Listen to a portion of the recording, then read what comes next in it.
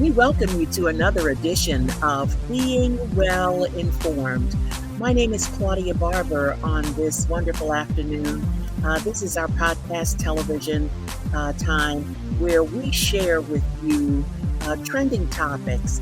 And I am pleased to have with me on board for today's program and podcast, Nancy Altman of Social Security Works. Welcome to Being Well Informed. Thank you so much for having me. Well, tell us a little bit about yourself. Well, I have actually spent almost a half century working on Social Security and Medicare, and private pensions as well. These are really vital programs. So I've worked in the private sector. I was teaching at the Kennedy School of Government and the Harvard Law School at Harvard University. I've been in the legislative branch working for a senator on finance committee as a assistant to Alan Greenspan in his capacity as chair of the bipartisan commission that resulted in the 1983 amendments. So I've written several books on the issue. So I've really been very immersed from all kinds of directions and sides. And now I'm old enough to be a beneficiary, so I see it from that side as well. That's great. And you are part of an organization, Social Security Works. What is that? That is an organization that actually a colleague of mine and I founded back in 2010 to really educate policymakers, the media, and the public about not just the importance of this program, but there's really been a campaign of disinformation to try to undermine confidence in this program. And so we've put together a nonpartisan organization. Our allegiance is to the American people. It's not to either party, and it's to both protect these vital programs, and what really we need to do is expand them for us and future generations. Well, you mentioned disinformation. What type of disinformation is out there, such as is Social Security going broke? That is one of the biggest sources of disinformation, or that young people are never going to see any of it. Or the young people are never going to see any of it. In fact, when I was young and first starting to work on the program, I was being told I was never going to see benefits because all those old people were just greedy and going to take all the money. And of course, the only thing that changed is now I'm old and it's my children and grandchildren are being told they're not going to receive benefits. The truth is that Social Security and Medicare both, they're extremely responsibly financed. They are both very efficient, and there's no question that they will be there in the future. Congress would really have to undermine them, although there are those in Congress who would like to undermine them. That's part of the disinformation campaign, is to undermine confidence that they'll be there so they can cut them in half and you'll think you're better off when actually you'll be much worse off. So I thank you for having this program because it's so important that people be informed. Historically wise, how did the Social Security Act come into existence? Well, the United States was a little bit of a latecomer in this. There have been, starting at the turn of the 20th century, there were a variety of worker security movements, including workers' compensation, minimum wage, maximum hours, all kinds of things, and also old age pensions, disability insurance, life insurance.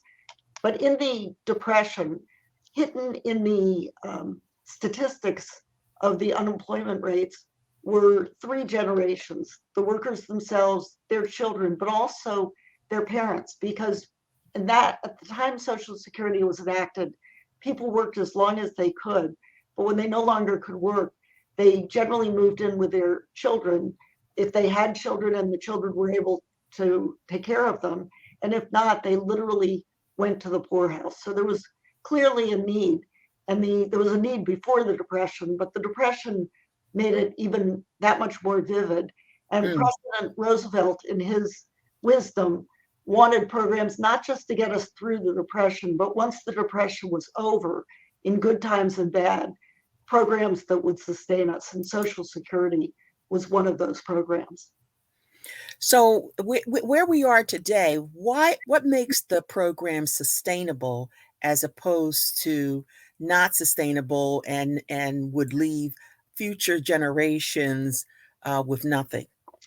Social Security is there's this, Republicans and conservatives like to say, oh, the private sector does everything better, the government's terrible. There's certain things the government does better than the private sector, and Social Security is one of them. It is insurance, and it's insurance against the loss of wages in the event of old age, disability, or death leaving dependents. And because it is the government, it can cover everyone. It has no expenses, like it doesn't have to advertise, it doesn't pay high CEOs and so forth. It is, so it's a very efficient program, and its benefits are quite modest. We're at the wealthiest point of our history, and there's no question that not only can we afford Social Security, we can afford an expanded Social Security, which is part of what Social Security Works, my organization, is pushing for. Social Security currently costs about 5% of gross domestic product. At the end of the century, it will cost just 6%. Now, when COVID hit, we spent, that's an additional 1% of GDP. When COVID hit, we spent more than 1% on all that we had to do. When after 9/11, we increased military spending by well more than 1%. Those were unexpected expenditures. Social Security, we know, is here. We know how many people are aging. We know all of the demographics. So there's no question, and there's absolutely no question that if we get the very wealthy to pay their fair share, as I say, we can not only pay all benefits from now well into the future for our children and grandchildren, their children and grandchildren, but we can also afford to expand the program so the benefits are more adequate. So when you say expanding the program, what do you mean by that? A number of things. One is to have an across the board increase in benefits. Younger people are going to be more dependent on Social Security than today's retirees because of what's happened with the disappearance of private pension plans. There are also targeted increases that are being proposed. There's a minimum benefit that hasn't been increased, and really no one even gets it anymore because the benefits you earn are higher. We should have a higher minimum benefit so that no one retires into poverty after a lifetime of work. Caregiver credits. There are a variety of other kinds of benefits that we should have in both targeted way and in that and across the board as well. 4 things to think about when choosing between traditional Medicare and Medicare Advantage plans. On the socialsecurityworks.org website, I picked up fact sheets. So share with us these 4 things to think about. Well, let me give you a little bit of background, and that is we phrased it modestly in terms of things to think about, but actually it really makes sense to have traditional Medicare. And let me give you again a little bit of background, and then I'll talk about the things you should be considering and thinking about in those. The Medicare is, like Social Security, is extremely efficient, extremely important. At the time that Medicare was enacted, people over 65 couldn't get insurance, couldn't get health insurance. People, seniors and people with disabilities are the ones who on average are most in need of healthcare coverage, but they couldn't get it. It was either exorbitantly expensive or it wasn't even offered. Again, this kind of health insurance is something that the government can provide, but it's very hard for for private insurance companies to provide that are profit making and so forth. Mm-hmm. So we in 1965, and it was the Congress enacted Medicare, and it was really supposed to be a first step towards Medicare for all, because it is such good insurance, traditional Medicare. But starting around the 1980s, there's been an insidious effort to privatize Medicare, and it's really Medicare Advantage, which is privatized Medicare, the same way that President George W. Bush proposed privatizing Social Security, which would have been a disaster. The Republicans have been just in a very kind of quiet way been trying to privatize Medicare. So currently under Medicare, you can sign up for traditional Medicare, which really is the way to go, or you can opt into what is called Medicare Advantage, and you may have seen all the commercials that are there are lots of commercials with Joe Namath and others trying to coax you into it. And what we say about that is that it's a very good thing to have if you're healthy, but not so great if you're sick. And of course, what do you want health insurance for when you're not? When you're sick. Exactly. When you're sick. Absolutely.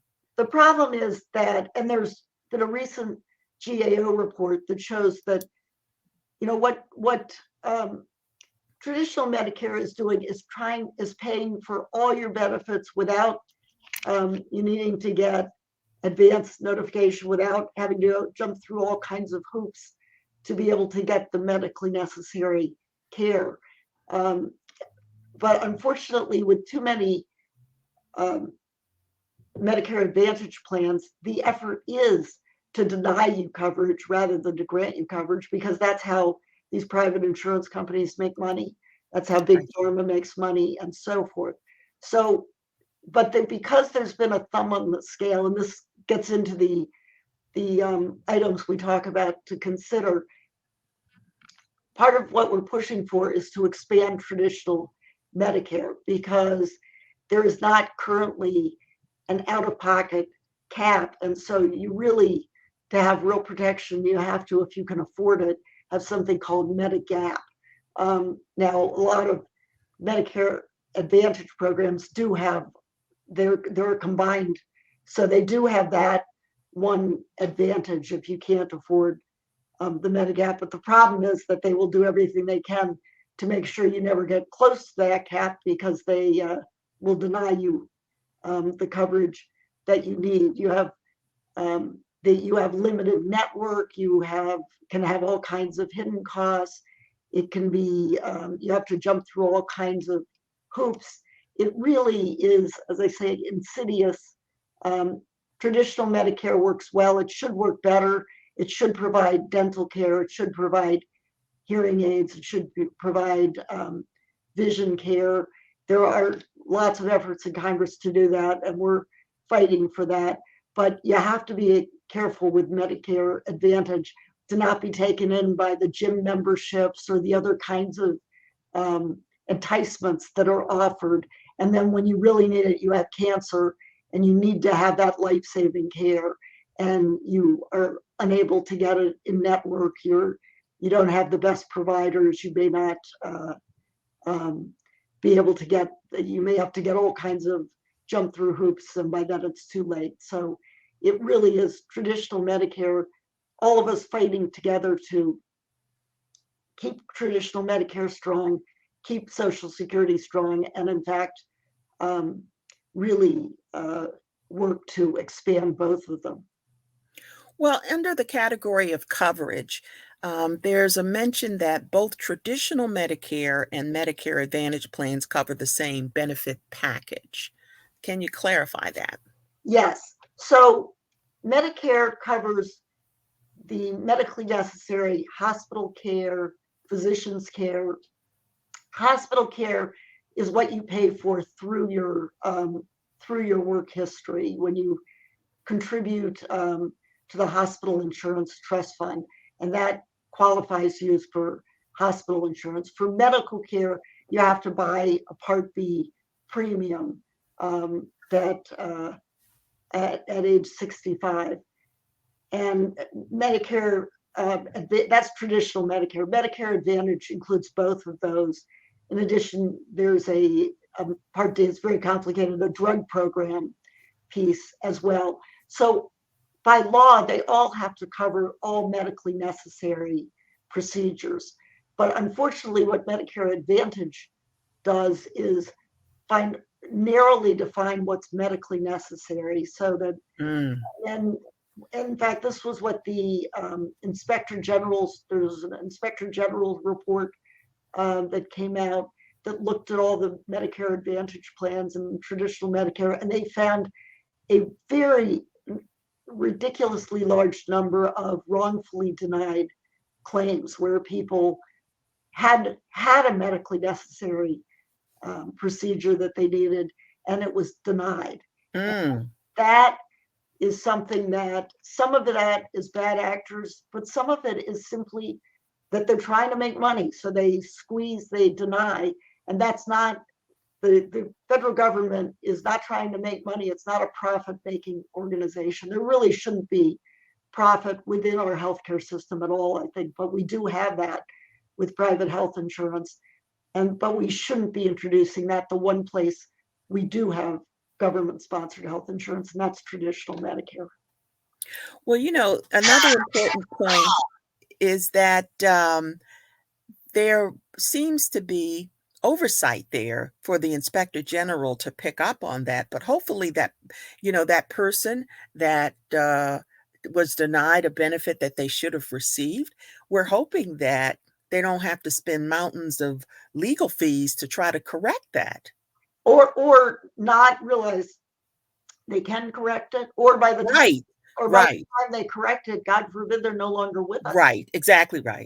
This is really not, that is the problem with the for-profit, and that's right. And the other thing is that everything that is done through traditional Medicare and through Social Security, it's the government. We all pay for it. It's transparent. We can go online, you can read the trustees' reports and so forth. That's not true with Medicare Advantage. Those are, the insurance companies consider a lot of that data proprietary. They won't release it, or the government demands it and they'll release it to the government, but then the government doesn't release it. That's part of the problem. Exactly, you're right, that we hope the government is policing it, but it's better if, again, that it's open, transparent, we can all see what's going on and we can work accordingly. So again, as I say, it's not a popular thing to say these days, but there are certain kinds of things the government does better than the private sector, and offering broad-based insurance where we're all in it together, where we pool our risks and we receive the benefits, are the way to go. We do not want to go with we want career civil service operating these programs, not high-paid CEOs that are looking to line their pockets. Now, the other provision or factor is access, because traditional Medicare covers all medically necessary care without a referral or prior authorization. That's correct. And that it's for just about all doctors you can go to. You don't have to worry about being in network or out of network, and if you're traveling or something happens to you. That's not true with Medicare Advantage. You do need prior authorization. There's a network. There are only certain doctors that you can go to, and if it's not your doctor, then you're out of luck. Or if your doctor was in network when you started, but then now is out of network, then you're the one that has to either, you're really in trouble at that point, or you're going to have to switch physicians. So access is a huge concern that people should focus on. The problem with Medicare Advantage is, as I say, you see lots of commercials on television and lots of advertising. Lots. And they try to entice you. Oh, you can get gym membership, or you get this other special benefit. And that all sounds great until you really need it. And then that's when push comes to shove. And I have a colleague who is very knowledgeable reporter, and fortunately had traditional Medicare. And she has told me she became very, very ill. She almost died. She has recovered, thank goodness. But she told me that if she had Medicare Advantage, she's confident she would not be alive today. Oh, So wow. it really is a life and death matter. And the problem is you don't know it until you're confronting that life or death situation. Incentives under Medicare, traditional Medicare versus Medicare Advantage. How does that boil down to helping us understand the differences? Well, again, the incentive for um, for traditional Medicare is what its mission is to provide all necessary care, and that's why there are no need for the prior authorization. Why everyone's in, you don't have to worry about which doctors are network and so forth.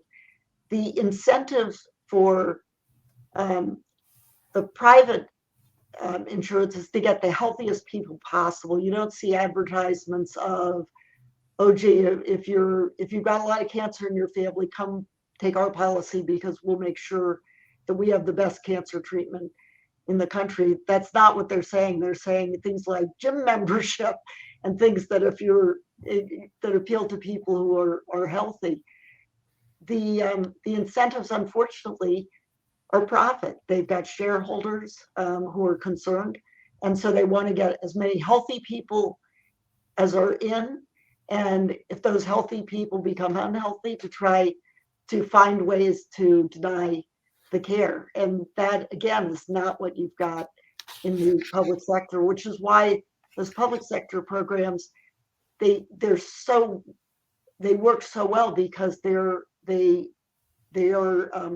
everyone is, we're all pulling our risks. So when we're healthy, it's like everything else, we're working together for the benefit of all of us. Now, there's also the concern over cost. Traditional Medicare, Medicare Advantage, which? Well, and that is the one place where Medicare Advantage has the upper hand. And part of it is because Congress has been, again, putting a thumb on the scale and really subsidizing the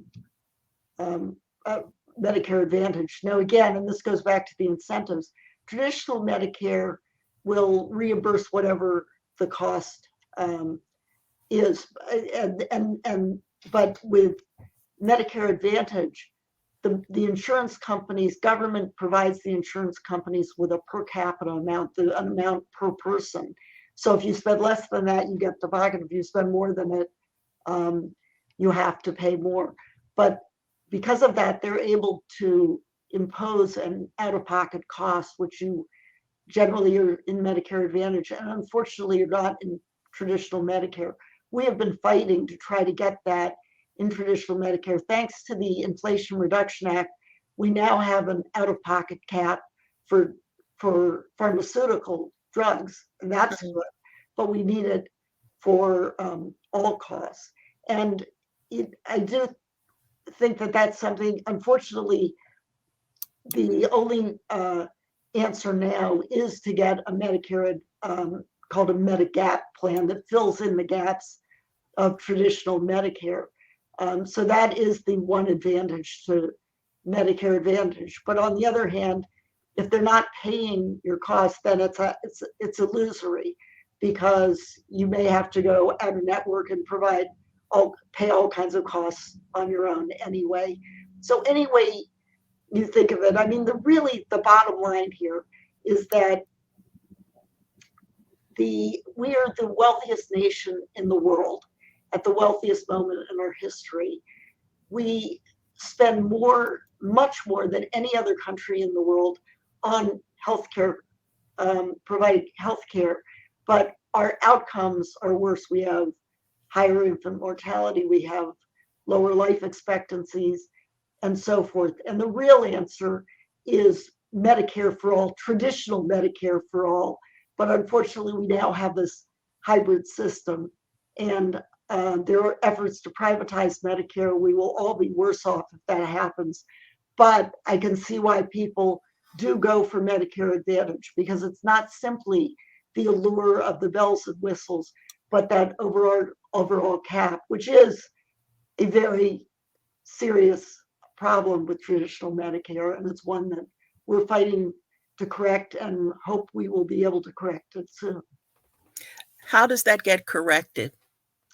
Unfortunately, it takes legislation, and for that, we need to elect people who are dedicated to this program. And as I said at the beginning, I'm not partisan. My allegiance is to the American public and basic economic security. But I say, although it's going to sound partisan, the answer is to vote for Democrats, and then to vote for Democrats who will get rid of the filibuster and will vote to expand and are beholden not to the drug companies, not to the pharmaceuticals, the health insurance industry, but will fight for the American people. And that unfortunately is the answer, is to get the right people in place who are really working for us, the American people. Because I always like to say, they work for us, we don't work for them. And we should fire some of the ones who are in there, the Republicans who are in there, and we should install progressive Democrats to get the job done. There's also mention in your fact sheets, Congress must protect people in Medicare Advantage plans from the bad actors. Yes. What do you mean by that? Well, what we really like to do is see Medicare Advantage gone, but it is very popular, and it does have the advantage we talked about of having the overall cap. So at the very least, we talked about that IG report where there were all these claims that should have been granted but were denied, and then there's only about 1% even no to appeal, and those that appealed, it's like 90%, it was reversed. So it was clearly a wrong decision, and it was so that we really need transparency. We need the data to see what's going on. We need it policed. If there are bad actors, they should be thrown, and we know they should be thrown out of Medicare Advantage and not allowed to participate in the program. But it all begins, and that would be an improvement, unless we find that they're all bad actors, and then we're really in trouble. But at least at a starting point, we should all be able to agree that we should get rid of this prior authorization. We should really make sure that anyone who's denying claims is not permitted to participate, and that as a first step, that there's data about how many claims are denied, on what basis, are they reversed, and so forth. So we can all look at that and make informed decisions. Wow, that's a lot. You said so much, and there's so much to really cover because there, in your fact sheet, you identify which are the bad Medicare Advantage actors, and the Office of Inspector General recommendation. CMS should protect people with Medicare and provide them with clear, easily accessible information about serious Medicare Advantage violations. Your thoughts on that? There is a lot in that, although the answer is to have government policing all of this, because all of this is so complicated. It's complicated for the experts. It's not, no one should feel bad if they throw up their hands. They look at all these various different kinds of plans and try to decide which one is best for them. Because what we really need, and this is the long-term goal. In the short term, we have to police the bad actors and get them out of Medicare Advantage. That's something I don't think there should be any disagreement about. Everyone should agree to that. But in the long run, what we really need is what most of the other industrialized countries have, which is a universal government-sponsored health system, where, whether we're thinking about the model of the VA or we're thinking about the model of Medicare, where all of us are together, we're pooled, we have, as part of that, We should have medical education that's free, that we don't have doctors coming out with this enormous amount of debt. We should be canceling student loan. We should prioritize education, and we should prioritize healthcare for all, guaranteed. If you need it, you get it, and all of us together finance it, particularly those who are wealthiest and have done so well, but we all finance it for all of us. As I say, we pull our risks and our responsibilities. Oh, Nancy Altman, thank you, thank you, thank you for sharing so much information about Social Security and Medicare Advantage. We definitely want to invite you back again. Thank you so much for an informative discussion. Thank you so much for having me. I would love to come back anytime.